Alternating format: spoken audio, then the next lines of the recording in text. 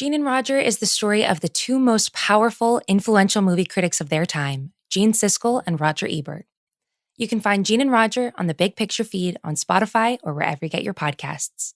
Here's a quick trailer. It seemed like a crazy idea for a TV show. Take two rivals and let them duke it out about movies.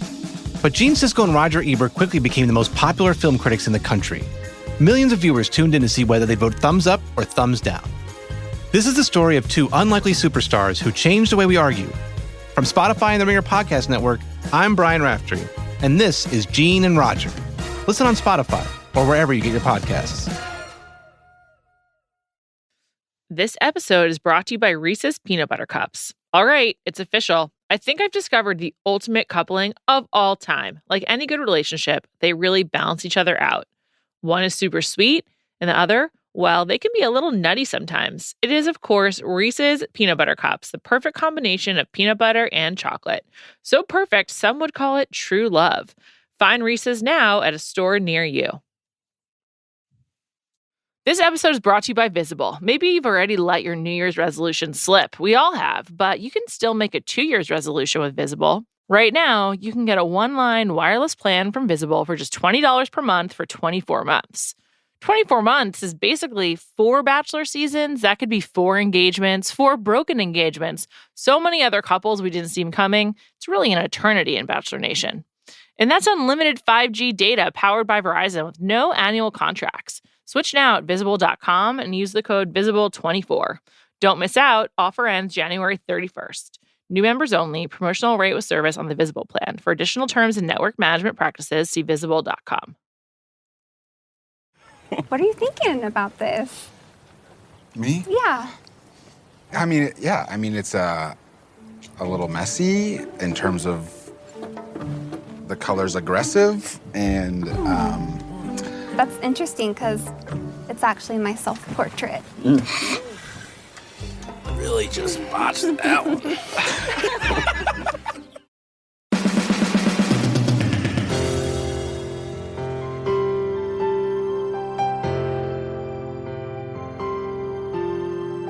Welcome to Bachelor Party. I'm Juliet Litman. I'm joined today by my colleague who recaps the show for TheRinger.com, Mr. Rodger Sherman. Welcome, Rodger. Thanks for having me. I'm tired. Rodger's also the new host of The Ringer's new podcast, The Ringer's Guide to the Summer Games. So check that out. I guess the Bachelor Summer Games did not happen. I wish they had. There was talk about pulling that off, but that got postponed and they decided to just do Pre-COVID. 2 seasons of The Bachelorette and a season of Paradise. So it's okay. Oh my God. I know. Apparently Michelle starts filming soon. Paradise, I feel like, is the real Summer Games though. So yes, you know, people I think are looking forward to that. They did the winter one because there was no natural thing happening at that moment in time. But summer is about being on the beach and various people hooking up with each other. Are there any events that you so explain what your Ringer podcast is?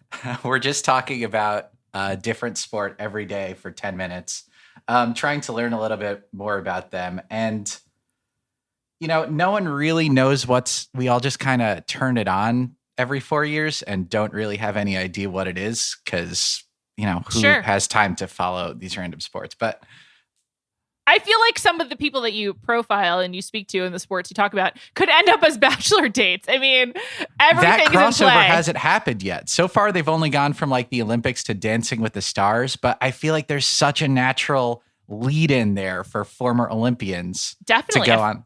Oh, I wasn't even thinking that. Former Olympian could be the Bachelor lead. That's for sure. But I also feel like there could be some date where you have one of these Olympians like teach the contestants how to do a sport or something. Oh, I'm just thinking about how like all of these Olympians in obscure sports, like sort of like Bachelor contestants may not have many sources of income because their sports aren't super big.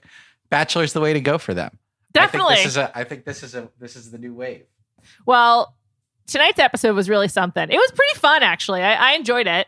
We're going to go over the 3 big goodbyes, Brendan, Mike P, and of course, Andrew S., which I think we're probably all very sad about. But we got to start with the group date, which is probably the most fun activity date, 15 minutes of the season so far. The art date just really works. it was a group of 4. It was Andrew, Justin, Michael, and Blake, which is a great quartet. Like, of all the contestants, can you name a better quartet that you'd want to hang out with?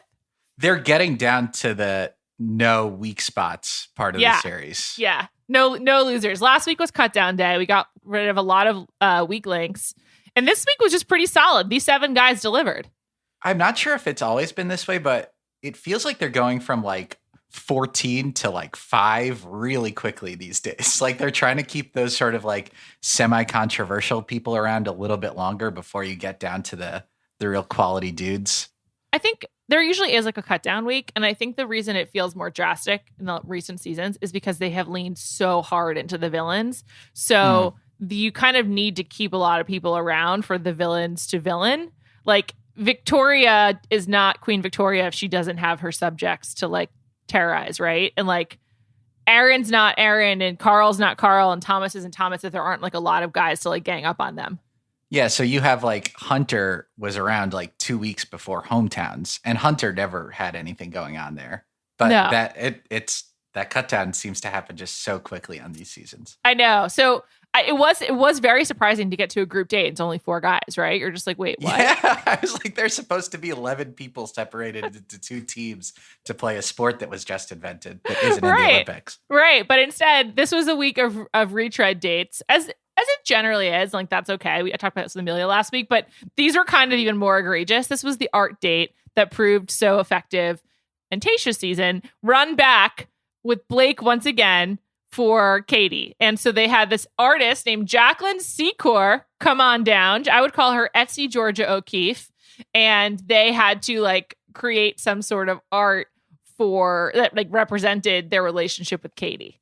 Let's go into the O'Keeffe angle here, because clearly I think they were going, we're in New Mexico. Let's like do a thing where we show some Georgia O'Keeffe art. But I guess they like probably called up Georgia O'Keeffe's people and they were like, we want no affiliation with The Bachelor. Yeah. Like, do you need Georgia O'Keeffe's permission to say Georgia O'Keeffe? They didn't say her name once. No, not once. They just showed these paintings. And I think something about the paintings by Jacqueline Secor. Secor, yes. Secor. Everyone look her up. I did. It was very easy. The thing about Georgia O'Keeffe is the subtext there is that it's suggestive of femininity. Whereas and also the female anatomy. Yes. Whereas these paintings are just a little bit more like directly just cutting straight to the punch. Yeah. They did not have, they just cut straight to the chase, I think, a little bit.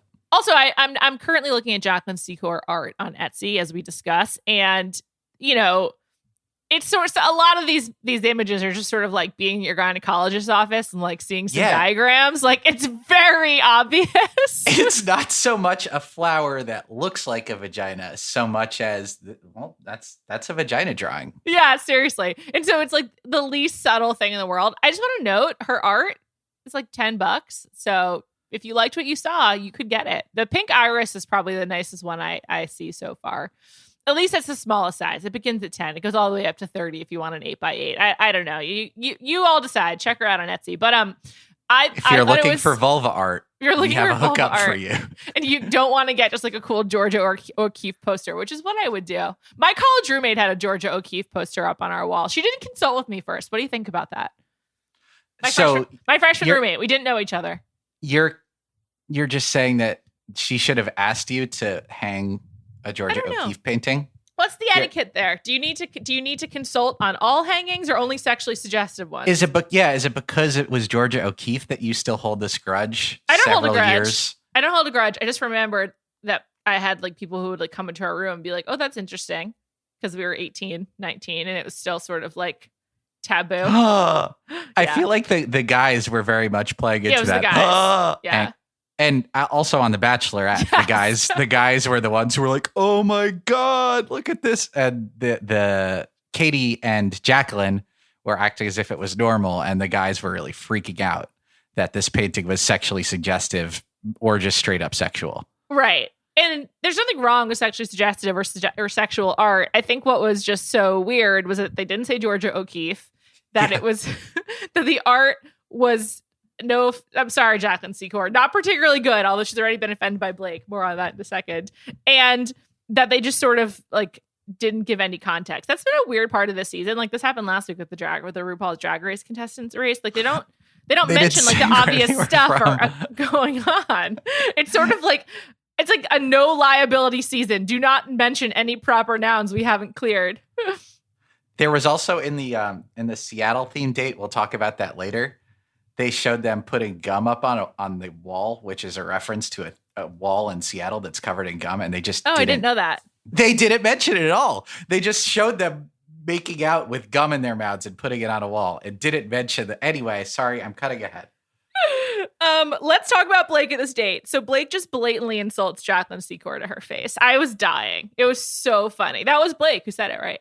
Not a fan of the art. He said it was very aggressive, which I feel like was kind of the opposite of what you're going for with vulva art. Also, like, who is Blake to speak with his aggressive art? I mean, this is a man who straight up draws, but well, he played the hit. What did Blake draw? Because his art was totally black boxed. What did he draw? So if you're familiar with the franchise, you'll remember that last season there was a similar art date where the men were asked to make art and Blake sculpted something that was completely blacked out. We don't know what it is. I believe it was a penis. Do you concur? I think it probably was, yes. The shape of the box was a little bit more rectangular. It had more length than width, so I'm going with something phallic. I think that's probably right. And this season, I was like waiting for them to get to Blake's art because I wanted to see if he would do a repeat. And then they just blacked out the entire canvas. So I can't make those sorts of guesses as to what it was. It might have been like a his and hers art with Jacqueline Secor, you know? I just like perhaps he was going phallic again because of that's what he, you know, that's where his mind only field of expertise. He said that he was drawing the beginning of life and that it was beautiful. And he said, and this is where I was a little bit thrown off. I don't know whether he was just riffing, but he said it's something not a lot of species can do that only humans can do. And I mean, most animals have sex. I would say almost all of them. Yeah, I mean, some, you know, like, yes, they all do. I mean, not all are mammals. So, you know, there's like some different forms of, you know, instead of giving birth. But yes, there is procreation for all species. Either he was just saying random words, which could be, or he was drawing a very specific and bewildering sex act that I'm not sure what to say. Yeah, I don't know. Maybe it was like I don't think Blake was on the like what's your favorite sex position date, so maybe he was trying to like throw some of that in to let Katie know where he stands because he didn't get to answer those questions. Yeah, but I think you already have the sense with him. He talked to her a lot about masturbation. And then there was like, Justin, who was like, this guy is wild. He always turns it up. Yeah, he always doubles down. If Justin is saying that, like, what are we supposed to think? It's, you know, sometimes I think, why did The Bachelorette sense this? And sometimes I think, oh, I'm kind of okay with them censoring this. And this might have been on the latter side. Do you like Blake?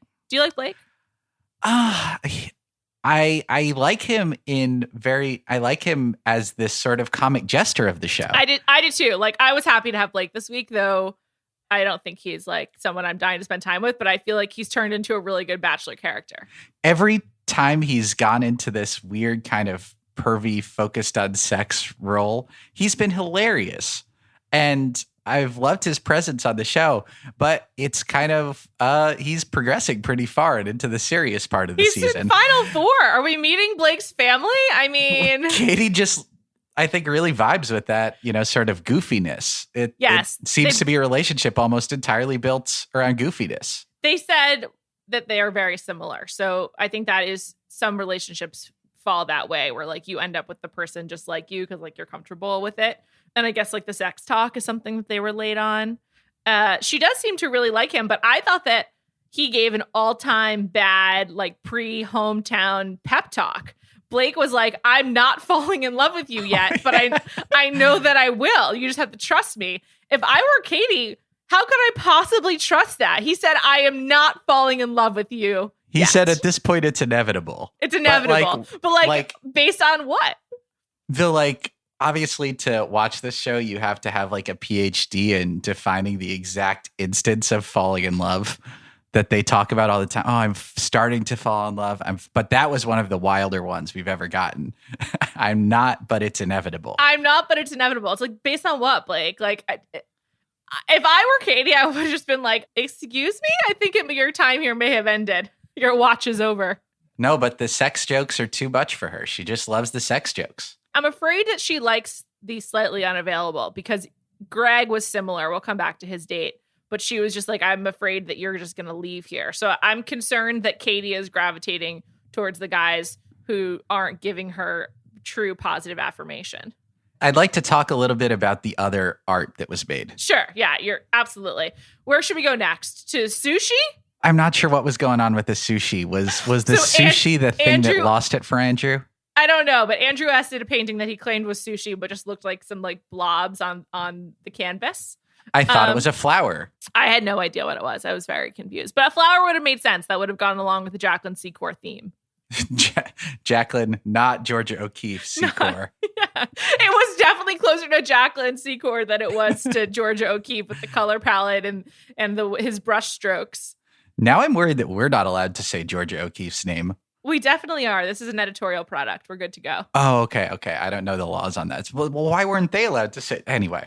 I don't know, but they've just been avoiding proper nouns like the entire season. It's sometimes when I watch Canadian television, I'm just like, did you guys not have the rights to like Coca-Cola or something like that? And this season, and so it just like feels like a little bit off. Like I used to watch Degrassi a lot, and I was like, this just feels a little bit off.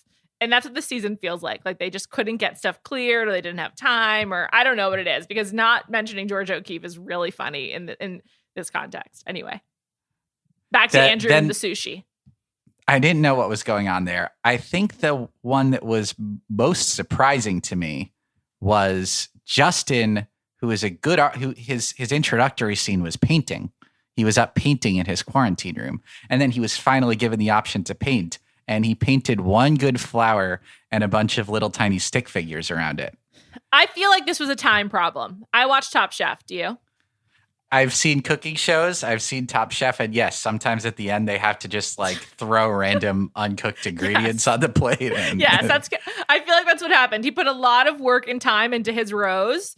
And then as a result, he didn't have time to finish the painting. Plus, like, I feel like this is sort of similar to like a home chef where they don't really make good meals for themselves. Like they make like instant ramen because they're so used to like doing the fine cooking thing at work. This is very similar to Justin. He's like, I paint all the time. I'm not giving you my A effort right now. We're not even engaged yet. How much time do you think they get to make if you're on an art date on The Bachelorette, how much time are you given to make the art? Are we talking 10 minutes? Are we talking a half hour? I feel like it's 30 minutes. You feel like it's 30 minutes, just enough time for everyone to like give a little interview about what they're doing? Yeah. Talk a little. Yeah. Okay, I think he should have done more in 30 minutes. I don't know, man. That rose was like very textured and layered. It's a very beautiful rose. Yeah, he did a lot. It was more on the O'Keeffe side than the Secor side. Yeah, it was like something you might consider buying on Etsy, not something you would just look at and click away. So they threw it away with the stick figures. I feel like the stick figures are also kind of funny. Also, if you're Justin, do you really want to try that hard? Do you really want to be like the guy who's like, look, I'm an artist. Here's my art on the Bachelorette date with Jacqueline Secor. Ooh, you're arguing it showed like a little bit of a humorous side to him. I didn't come off that way. I have not gotten humor from Justin once this whole season. We're just getting a lot of face from Justin, but not a lot else. Although she's really into him and he's very handsome. He's got great eyebrows. He's just a good looking fella. Very good looking. I thought that was funny, but I wasn't surprised. I feel like because he's like actually talented, he was like, I'm not going to try that hard. I'm not being set up for success here. So I'm just going to do a rose and stick figures. He knows how to play the game. Wow, you're in on Justin. I thought he had a good strategy. You're coming up with explanations for a man who just drew some stick figures. You're defending the stick figures. Team Justin over here. I liked it. And then the biggest curveball to me was what Michael A did. How would you describe what Michael A did? Again, there was some censorship involved. Yes. But I think he sculpted a butt. He sculpted a butt. Why was he the only one with access to clay? I don't know how that was decided. It seemed like they could have just given everybody drawing materials. I don't know if he voluntarily chose the clay, but really, I feel like he probably did. I feel like they probably had a choice of mediums, and he went with clay. But really, it's a much tougher medium to work with. Yeah, it just has Blake, and it doesn't fit the theme of Jacqueline Secor. She's not a sculptor. Yeah, I just think that, like, in terms of entry level artistry, if I was given an opportunity to draw things / paint things or sculpt things, my ability to make some slightly enjoyable thing would be so much higher with painting. So there's not that much you could really do that's complex. I'm thinking that the butt is like a pretty easy thing to come away with in a half hour. You defended the stick figures. I'm defending the butt. Michael doesn't seem like a butt guy.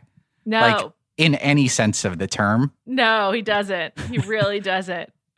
I was very surprised by that, but maybe it was a good way to show his skills because he doesn't have any others. I don't know. Oh my God. Wow. He has no other skills. He's so compassionate and loving and kind. At art. Listen, I'm like Blake. Arts and crafts is my biggest nightmare. So I totally understand. I would also do something really straightforward and easy. When I was at camp and we had art, I would just like sit there and be like, you guys do it. I'm just here to hang out. And maybe here's what I'm thinking. If you're talking about how this is an opportunity for guys to show a little bit of another angle to them, Michael has not come close to talking about like sex or anything really besides his like beautiful relationship with his family and his late wife and his child. And he kind of got to branch out a little bit and be like, I know what butts are. Yeah, he just wanted to show off the rest of his personality, I guess. I don't know. Well, we've gotten a lot from Michael A. I think that he was like wanting to show off that he's not just a dad, not just a nice guy. Like he doesn't want to be pigeonholed in that respect, especially heading into hometowns. Yeah, he's showing that he's not just the guy with the most like gripping story in the history of the show. Oh, Michael A. I was surprised that he was staying around. That he's going to Final Four. Like, are we going to get to meet his kid? Is his kid coming to New Mexico? Like, what's happening there? I hope that he gets to see his kid just because I'm really just rooting for him as a person. I don't know if he's going to win this show or if he's going to be on future seasons of the show.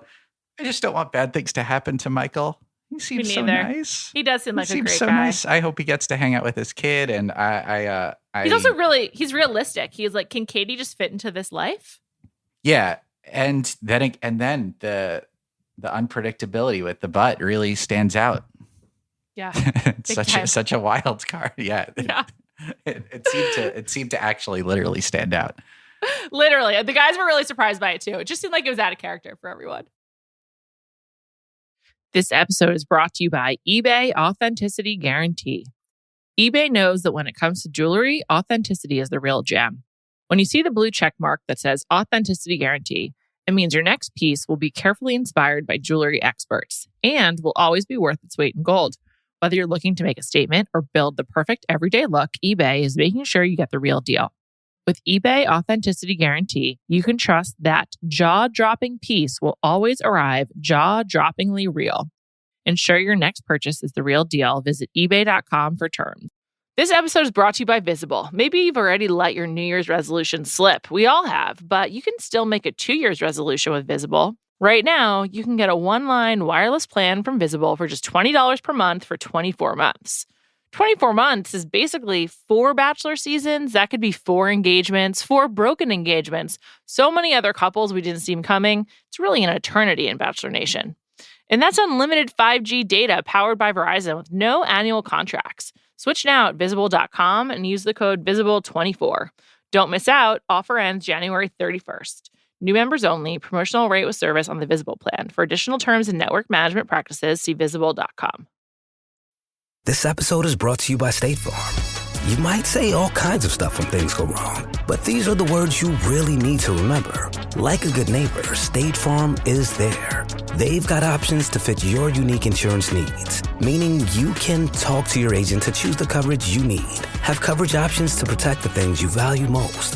File a claim right on the State Farm mobile app and even reach a real person when you need to talk to someone. Like a good neighbor, State Farm is there. All right, should we move on to our goodbyes? Who went home? We had some really, really good ones. Really good ones. I feel like 3 for 3 on the 3 for 3 interesting on the goodbyes. goodbyes. Let's start with Brendan. Probably least interesting, but some good tidbits there nonetheless. One of the funnier ones, though. I always love when someone comes out firing and does not hit at all. I loved how he was like positive that putting on his chapstick before his talk with Katie was going to secure him a spot in the Final Four. He was positive. Like there was no doubt in his mind that if he could just tell her that his dad would love to have beers with her, that he would be going further. He'd be moving on. He said, it's every time we talk, it goes great. So it's going to fucking go great. Yeah. And then he went in there. So what happened was he didn't get a one-on-one date and he was thinking like, what's up? I got to go talk to Katie to see where I'm at and convince her that I'm great because I'm not going to get that one-on-one time. And she said, I mean, I kind of didn't put you on the one-on-one date because I don't really see it. So let's just go home right now. I like that she did that. I also think that Katie is like tired and bored and doesn't want to have to talk to guys that she has no interest in because she's sending them home early. I think she has like genuinely strong relationships with the top few guys, like stronger than you normally see on this show. Definitely. And then there were just these dudes hanging around, him and Mike the Virgin. I was just like, why are they still there? And she disposed of both of them pretty quickly. But Brendan, I was really funny because the funny part for me was he got sent home. The chapstick didn't work. Mm-hmm. And then he went to Blake and he said, I talked to Katie and we had an agreement that I should just go home. Why did he only go to Blake? That was one of the things I wanted to discuss with you. Like, why was the only stop he made on his way out Blake's room? Do you think that they know where each other's rooms are? I think they do. Told? I think they do because they usually, they stay together. But I think because they're living in the hotel, they know where each other's rooms are. And you'd think Blake was the person he had the least because he was the one who came latest. Maybe it was a Canada thing. Maybe it's like we're banding together for Canadian pride. Yeah, something like that.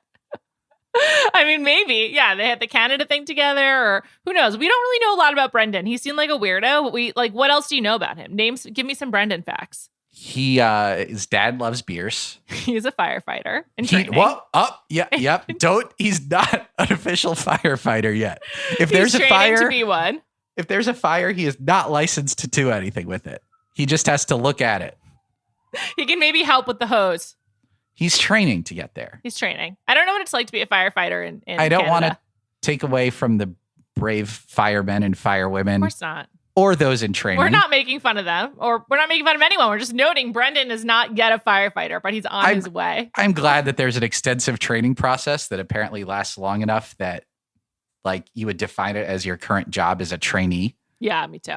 I'm also glad they were honest about that. Remember when Cassie was on the show, she was in school to be a speech therapist, and many speech therapist students were pissed because she wasn't one yet. She was in training. She was in school for it. So I'm glad they're getting more precise with this stuff. There's a lot of aspiring, a lot of training, a lot of students. Sure. Well, it's also young people at the beginning of their careers in their 20s. It's okay. There's nothing wrong with that. Yes. Constantly improving. Yeah. I'm now in on Brendan.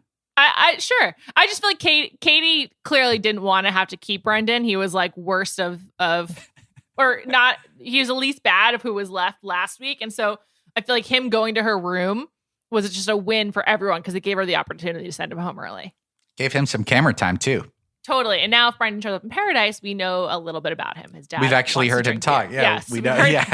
We've heard the sound of his voice and we know what he's looking for in this relationship, which is someone to drink beer with his dad. Yeah. I hope that despite the breakup, Brendan's dad can still hang out with Katie over a bucket of Coronas. Because that was a budding bromance that never got to shine. Yeah. Agreed. Brendan, good luck. I feel like we'll see him in Paradise. Otherwise, why did he stay this long? Next, Mike P. Mike P got the cuddle date.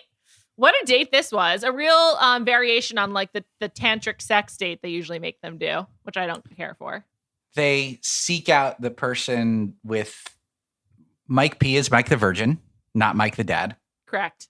One of whom, by definition, has had sex at some point. He is a child. Well, I don't know. There's ways around it. But sorry. Yes, true. I shouldn't assume.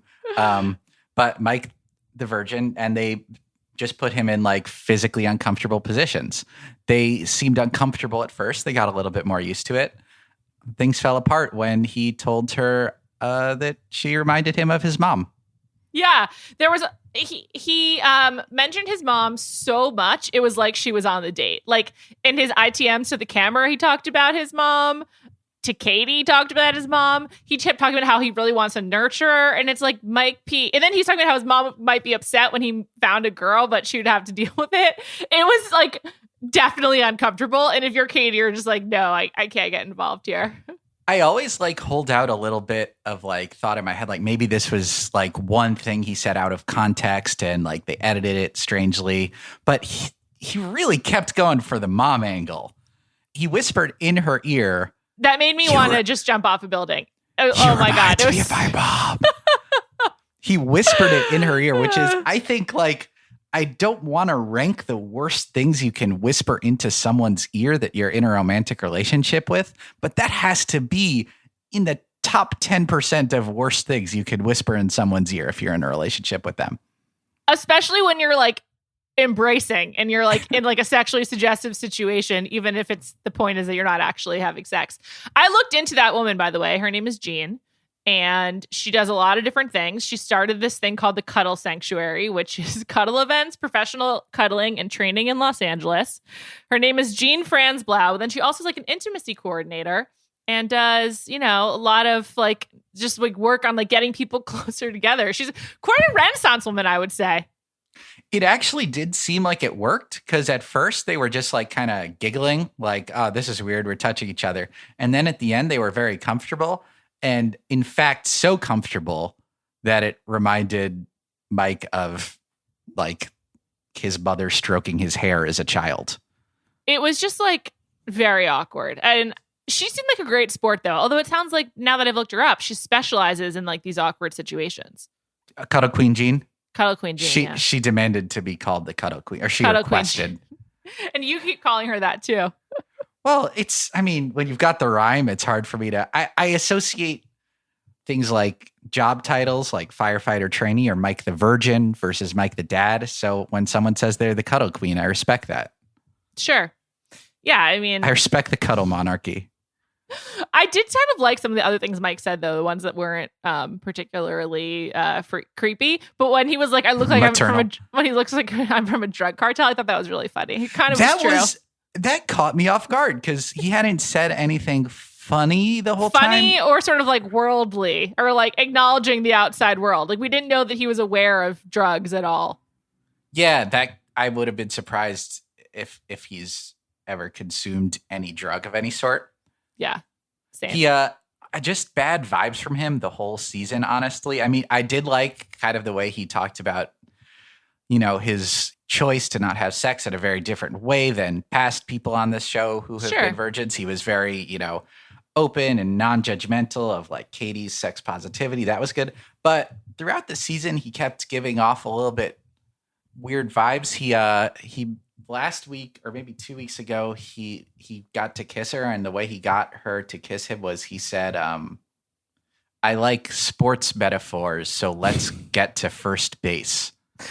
And was that, I think that's not as bad as the mom comment. No, definitely not as bad. At least it doesn't involve his mom. The mom commentary, I think, is like all time bad. I don't know how you come back for that. Like, of course he went home. Of course she didn't want to like see it any further. Being told you seem like someone's mom is like, it's not only creepy and it like makes you wonder what his relationship is like with his mom, but it also like desexualizes a sexual situation. I feel like Katie, who's sex positive, beginning of a relationship, it's just not what you want.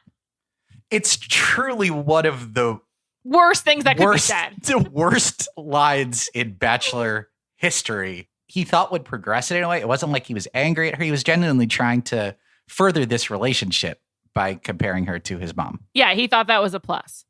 But that I think speaks to like what he's looking for in a relationship. Like he's looking to like create like to use his word, a nurturing like family like right away. It just doesn't seem like it'd be fun to date Mike P, obvious reasons aside, based on how he was talking about Katie. No, it's I worry for him. Oh my God, me too. Yeah. I think he's putting a lot of pressure on his future wife to replace his mother. And another situation where Katie did not wait. I don't know if it was edited, but she left and then after the mom comment and then pretty much immediately came back and said, yeah. I think it was the sun was still up. Dinner. The sun was still up, right? So I think it was pretty early because it was they like didn't April. make it to dinner. Yeah, they didn't make it to dinner. But also like in April, the sun sets at like what? Around 6, 5? I don't know. 6, I think. So like that's just not very late. Do we need to Google New Mexico sunset times to determine? No, okay, no, good. We don't need okay, to. Good. But I'm just saying, I think it was like pretty clear that that Mike P ain't it for her. Yeah, she makes her decisions well, except sometimes she has a decision which she reconsiders. Sure. For example, on to Andrew S. What a transition, Rodger. Who's the host now? I'm working on it. I'm nice. working on my segues. So Andrew S., would you say he had a double goodbye or a triple goodbye? A real whirlwind. I think it was a triple goodbye. Yeah. Because there were 2 times he got into a car going away. Yes. And then there was the in-between in the hotel room where he brought her the card. So Rodger, did you pause to see what the card said? It said, if you ever change your mind, ... I'll be waiting, smiley face. Love, Andrew. They made it very hard to read the card. Do you agree? Well, it was easier than it was on the same stationery as the Fantasy Suites You're Welcome to Spend the Night Together card. And the date cards, I think, too. And the date card. Yeah, why wasn't that the first thing I said? Why did I go straight to the... Because it's a hotel room. We're close to Fantasy Suites, too. We're almost at the end. I mean, this is week 7. Thank goodness. Once the season is over, we won't be talking about it again. I think it's because I spend a lot of time dissecting looking at it and seeing if it's different handwriting from week to week. And a lot of time it is because it's really funny that they pretend it's from Katie or from in past seasons, Chris. And it obviously isn't. They just had someone write it for them. But anyway, this one seemed to be written by Andrew, in my opinion. But they made it really hard to read. How'd you do it? I paused. I hit pause. This was very important to me. I pause a lot during these episodes. I think that this show deserves a detailed breakdown. Of course. But so he gives her that card and then she does run out of the room. She does the classic run, jump, hug, which is like a Bachelor Olympic move unto itself. And then she asks him to stay a little bit longer and he says no. So did he write the card just to get the opportunity to turn her down? It's really just a roller coaster of things I didn't expect to happen. I didn't expect him to get sent home. Me neither. I thought he was going to make it to hometowns. Absolutely. I didn't expect... Well, I kind of expected him to show up again. It's The Bachelor. Me too. Also, you look at the time left on the episode as you're watching. And you're like, what else could happen? But before he does reappear, I was like, oh, I'm looking forward to discussing with Rodger if Andrew S. is coming back. So there you go. And then he gives her the card, and then he apparently was joking on the card, or it was maybe hypothetical if you change your mind, because she literally changed her mind immediately. Yeah, immediately. But I mean, I think she was just caught up in it, and he was like, "No, I mean seriously, if you ever change your mind, 3 years from now." Yeah, I think he meant when the show was over. He should have put his phone number on that card. That's what I would have done. They couldn't have showed it on TV.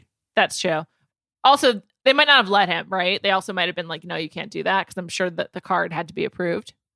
Because Andrew doesn't have his own stationery. He doesn't have his own date card. Although I would definitely travel with note cards. I love mail. I love cards. I love sending them. I love receiving them. I think it's a great, great touch. So shout out to Andrew. Good idea. But so I if I were on the show, I would arrive with stationery, probably monogrammed. The other obvious way that this was not necessarily a spontaneous moment was he meets Katie in the hotel room, and then he stands up and they walk out, and the camera zooms in straight on his butt pocket where he has the card. It was like a right in on the butt pocket, and I'm like, really going for the butt, huh? Well, there's got to be something going on with that butt. And then indeed the butt had it very quickly came out. Yeah, he was holding it, and you're like, oh, okay, what's on the card? And it stirred up some feelings that moment where she chased him down the staircase. Totally. It was a less cringy fence jump. I just think that Andrew S. is all class. I mean, what an incredible exit by him. He turned the power of The Bachelor on its face. Like, very often when someone self-exits, it's like for the best and everyone gets it. But like, this was a combo dismissal and self-elimination. And I just feel like Andrew is now like the most powerful person in Bachelor Nation. He was like, I could have come back. I chose not to. He did the official I choose me. It was kind of like Kelly Taylor in 90210. And it's like, I don't want to be standing up there again for you to say no. And like, you already made your choice. And he was totally right. Like, is Andrew the most sane person to ever be on this show? He might be. Because he wasn't going to win in that out of those 5. No, he was not. You don't get dumped and you don't draw sushi and win. But you don't get sent home and then jump 4 spots, you know? Maybe she would have reconsidered and gone up 1, but she had stronger relationships with these other guys. She said it to him to his face. Like, I had stronger relationships with the other guys. And she was really like caught up there because that was kind of a surprise thing for him to say. Normally people don't do that when they're leaving. And also, I think that she kind of put the nail in her own coffin by being like, I can't meet your mom and your sister and all this stuff. Like, she's like, I can't meet your family. She did say that, did she? Yeah. And so that's sort of like, well, then he's like, yeah, I'm not going to subject my family to this. But one thing I was wondering is like, was his family already quarantining? Like, are they already there? I got to get some inside scoop on how the logistics of the hometown visits worked. Yeah. And you bring up Michael again. He FaceTimed with his kid in this episode. Yeah. And I'm thinking like, you're going to see him next week, either going home or on hometowns. Like, what's that aspect of it also kind of seems strange. I don't know how any of that works. Yeah, I don't really get it. I just also like, if I were these people's families, I'd be like, really? I have to come to New Mexico and quarantine and then like maybe meet this person who you might not even end up with. Like, I don't know about that. Doesn't sound great. I think a lot of this show has successfully worked around a lot of the, quarantine elements, having to film on one location. They're reusing some dates, but I think it's been pretty decent. But man, I miss the hometowns. Me too. I miss that actually going to the place where these people live, seeing where they live. I know. Showing off the different cities a little bit. And also like deciding like what is a representative activity, either of the person or the city, or like just the weirdness. I really miss the travel. I personally don't miss traveling after being in airports over the weekend, but I miss it for the show. Yes. It's I think the hometowns is the time when it really stands out the most to me. Yeah, also, absolutely. when they do yet another art date. Oh my God. Let's talk about Greg's date on that note, because Greg did sort of what Katie did for Greg, what Zach did for Tayshia on The Bachelorette last season. And Katie did like a Seattle themed date for him. And there was just so many things that were strange. First of all, let's start with the fish. So Pike's Place Market, we all know it. It was in the Real World opening credits. They throw the fish, etc. Were those real fish, Rodger? I think they said that they weren't real fish. They were not. I couldn't tell. Like, Greg thought they were real, and then maybe it wasn't. I think they were not real, but it looked very lifelike. It flopped. It had a squish to it. Mm. It definitely looked slippery when they were trying to catch it. It seemed. Did they oil it up or something?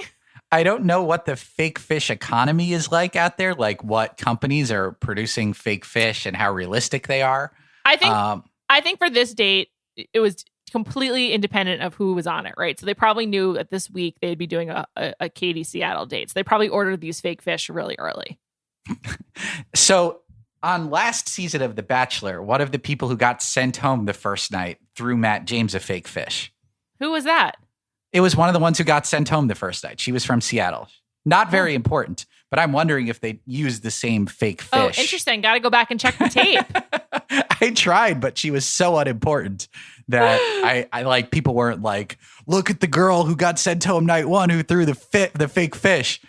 I need to go back and do some scouting on this. Oh, wow. But we definitely need to. It's the only, I'm sorry, I wrote about this in my recap, but like there's got to be other great and interesting things about Seattle besides the goddamn fish thing. Couldn't they get one retired Seahawk? Like just one. Anyone. It just doesn't even need to be a famous one. Doesn't need to be a Super Bowl winner. Any Seahawk. Couldn't they pay him to come and like play football with them? Oh, so you're like, why would their families want to go to New Mexico? But you think retired Seahawks are just snapping at the opportunity to go to New Mexico? I mean, if you pay them, I assume the families don't get paid to attend. But it's true. It's like March or April, so it's the dead of the football season. And what else are people doing? Ask Jacqueline Secor. Well, she's different. Her work is not seasonally dependent, nor do you like retire from it at the age of like 30 or younger. So I don't know. I feel like there's that. Also, like, what about someone from the Real World Seattle, the greatest season of the Real World ever? Like, couldn't they have gotten like Lindsay or Janet to make an appearance to like do some kind of Seattle stuff? There's got to be more Seattle stuff. There's just got to be more than the fish. They set up that little football field for them because she said football is huge in Seattle. It is big. And they ate oysters because those are a Pacific Northwest thing. And then she not threw up only a little. though, as someone who goes to Cape Cod, I'll just tell you they're also big on the East Coast. They're big in oceans, which there are a lot of. Yeah. Anywhere with a bay, which Seattle has, or a sound, you can find oysters. You know where they're not big? Where? New Mexico. New Mexico, landlocked state. It's fine. All seafood is imported basically at this point, so it doesn't really matter. Refrigeration is amazing. How are you feeling about the edit that New Mexico's getting? Not great. I wouldn't say not great, right? I wouldn't say I'm dying to go to New Mexico based on this, but I think they were really limited in what they could do. But hold on, let's go back to Seattle for a second. Seattle date. The pouring rain. Could they have any less lifelike fake rain? Like, what is this? I thought this was a TV show.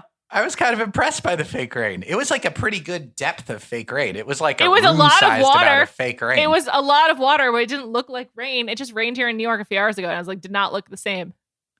Did like, I assume they got in touch with, a company that does that for movies. Yeah, and transported it maybe from LA, the rain thing. Or do you think there are New Mexico specific rain things? I thought it looked, I bought into the movie magic. Okay. All right. Fair enough. And you apparently were jaded enough to think it was a good raid. I was just like, I don't know if I'd want to get soaking wet for this, but whatever. That's true. It looked like they put on different like outfits that were a little bit warmer because I think it's cold in New Mexico. I keep getting the sense that it's cold in New Mexico. I think it's warm in the sun during the day and really cold at night. It's like the high desert. They could have just sprayed them with hoses. Or use like one of the sprinklers that they probably have for their golf courses. But they went all out, above and beyond. They got the rain machine. I'm proud of them. Yeah. And the rain machine people. Yeah, that's really nice. You mentioned to me that there was like this whole chewing gum thing that happened on the date that like just went over my head that I didn't know about. That's also a Seattle thing. It was like a 4-second snippet. And I didn't know about it. I saw them making out with popped bubble gum in their mouth. The bubbles were full. They made out, they smushed the bubbles together, and then they stuck it on a wall. So I Googled Seattle gum wall, and there is a gum wall in Seattle that's apparently one of the grossest places on earth. Sounds like it. But they didn't then have Katie say, and this is like the famous Seattle gum wall. They just really went all in on the fish. Yeah. At the beginning of the date, I need to talk about Katie's outfit in two respects. First of all, Katie is dressed like a lot like me. Like I also just wear plain nondescript t-shirts and jeans like all the time. So shout out to Katie. I loved it. I like to buy my t-shirts at the Wellfleet flea market. You can get 5 for $30. It's pretty great. Recommend it. Nice. And can you tell it's summer and all I want to do is talk about Cape Cod? Anyway, number 2, Katie and Greg for their second one-on-one date were matching. They were both wearing green. I had Nick Viall on the pod last time this happened, and he explained to me how this kind of matching coincidence might happen, which is there's a producer with Greg who knows what's up with Katie, and so he might encourage wearing one thing or another. And so if Greg doesn't fucking win, and she has 2 one-on-one dates with him where the producers make them match clothing, I'm going to lose my shit. I'm just like, what was the point of the matching if he doesn't even fucking win? So what is the point of them matching? Like for 2 dates, this is like unprecedented. I don't remember this being a thing on The Bachelor or Bachelorette before. You're thinking there's 0 chance that he doesn't that win? it's coincidence. Oh, it's 0 chance. 0 chance. She mentioned it, Rodger. She's like, look, we're matching. There's 0 chance. That's something you would say if it's a coincidence. No, it's not. I mean, it might seem like a coincidence to her, but to the producers, it is certainly not. And it's the second time, moreover. So you're saying that would she know that the producers intentionally matched them up? She might not. She probably does know. Yeah. She seems like a smartish girl. So, I mean, that's just making her think that the producers want her to pick Greg, and she's going to rebel and pick someone else. No, but I'm Greg. You hinted at this earlier. Doesn't seem as into it as Katie. He doesn't. Seems a little bit, and maybe that's just his personality. He's a bit aloof. Greg's sister sounds tough. Apparently, Greg's sister told him that the worst thing about him is his insecurity. There's nothing you could do with what that. What are you supposed to say? That's a real you remind me of my mom situation where there's just no way you can, because you can't really fix that, and pointing it out only makes it worse. Seriously. So. And just like Greg's sister does not sound like she sugarcoats anything. Very tough. Greg's sister, next Bachelorette. I know. I can't. Because I just want her to needle the deepest issues with these guys and just really hone in on them. We're going to get to meet her next week, and I'm so excited. But yeah, it seems like Let's go. It doesn't seem like Greg is like overwhelmed with enthusiasm. Like Blake was more enthusiastic about I'm not in love with you, but it's inevitable than Greg has been about anything. It could just be him. It could just be the way he emotes. He might not be like, a camera-ready emoter. He seems just, he always seems a little bit like dour, like a little bit, there's like a little hint of something beyond there that isn't quite content. But it seems like he's popular in the house. Seems like the guys like him. Would you say that maybe of the guys who are there, he's like, he also doesn't seem like I want to be on TV type of guy either. Well, which, like, I mentioned it every week. Greg took acting lessons, so he might want to be on TV. Okay. Everything's over. Yeah, no, he's faking it, and the reasons he's there are wrong. I'm not saying he's there for the wrong reasons at all, but I'm just saying, like, I don't think he's like shy. Just throwing that out there. At least not when there's a performance. I don't know. I'm very hard on him for having taken acting lessons. For some reason, I just can't get past it.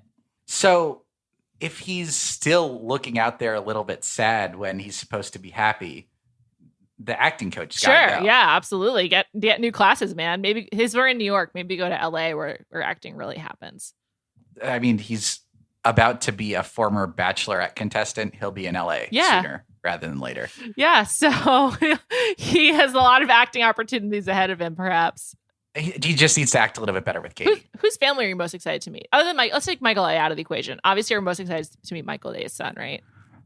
I'm not like excited about it. I just want Michael to go be happy somewhere. We all want happiness for Michael A. I don't need to see it on TV. I just need to know that somewhere off in the world, he's like smiling and enjoying his life and not stressed out and peaceful. And I don't need to see it though. I think I'm most curious about Justin's family because I feel like I know the least about Justin. So I'm interested to see how that goes. And then I'm like, Blake, like, where did this man come from? Like, bring on his family. I think that's got to be the answer. What went into Blake? How did we get Blake? How did this happen? And, that's that weird thing where it's like you're getting down to the serious part of the season, and he seems like such a extremely unserious human being. Yeah. And like maybe his family being there, they'll just be like more rowdy Canadians like Brendan's dad. Or maybe they'll be like, finally, it looks like our rowdy son is settling down. I could see. Did I just say rowdy twice? I could see Blake having like hippie parents, like kind of like similar hippie sex positive parents. But like, we've just always encouraged Blake to be open and follow his passions. And that's why he's an animal advocate who loves to make graphic art while on television. As long as they explain what a wildlife manager does. That's your hang up this season is the acting lessons, and mine is the job title wildlife manager. Well, hopefully we'll find out what it is. Final question for you, Rodger. Who do you think is hosting the Men Tell All? We got a promo for it. There was no host scene. Who do you think it is? Who do you want it to be? There was a promo for it, and they didn't show any like scenes from it. Yet. They just showed they just showed scenes from like the past. I don't know. It's not going to be Tayshia and Caitlin. No, I don't think so. Maybe though. Who's on the short list? I have no idea. Like, do you bring in like Wells? Do you bring in Franco, the wedding photographer? Like, I don't know. I don't know who's on the short list. But last time we spoke, you and I were saying how we really needed like a permanent host, new face of the franchise. And I still really feel that way. It's a great opportunity to test someone out. They're giving Franco a lot of opportunities. I don't to care shine, for Franco. and, I do not care for Franco. No, it's not landing. I saw Rob tweet last week that like we hear you, no more wedding shoot dates. I'm like, thank God, no one likes that. So maybe Franco's days are numbered. Just give him the men tell all. He needs it before he's on his way out. It would be enjoyable TV, but then let's not. No more wedding shoots. Sure it would be. For more from Rodger, check out his recaps on theringer.com every Monday night. Listen to the new Ringer podcast, The Ringer's Guide to the Summer Games. Rodger will be explaining the more esoteric sports you need to know about, so get set. And thank you to Kaya McMullen, who produced this episode. I'll be back on Thursday with Callie Curry, as per usual. And there's a lot of reality TV on the horizon. I'm pretty excited about it. So thank you for listening. Have a great week, and talk to you soon.